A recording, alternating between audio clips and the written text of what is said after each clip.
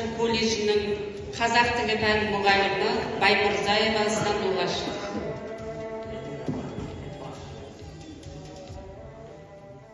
Рызқия Смағұлова класс қобызы. Жайлаған қазақ жерін ашаш.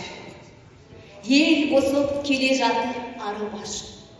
Ілбіп басып келеді екі жайы, ерлі зайы аштықта өңі ашы.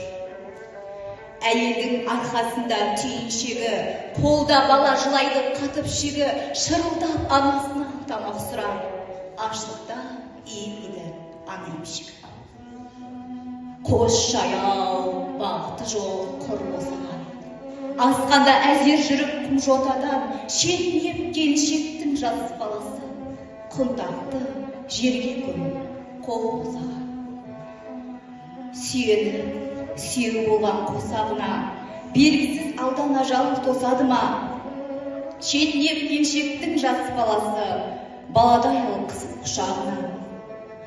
Аштықта болмай тұрған түп керегі, тастамады түйіншекті жүктемеді. Құшақтап баласындай келе жатыр, әйелді қандай ғана күштемеді. Үзілердей созылып өмір сағыз, аштықтың дәмін татты ана нағыз. Тойған бала секілді томпияды, бауырында ананың қара қобыз.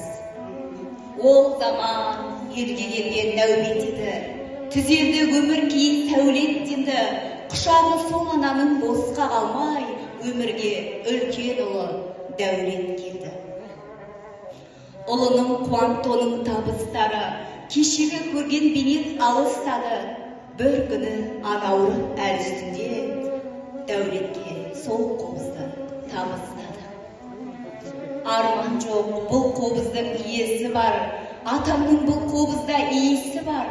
Аш жүрсем де сақтадым енді аманы, аяқ асты етпесін, киесі бар. Деді де ана жайлап жан тапсырды. Ағысын уақыт өзен алмастырды.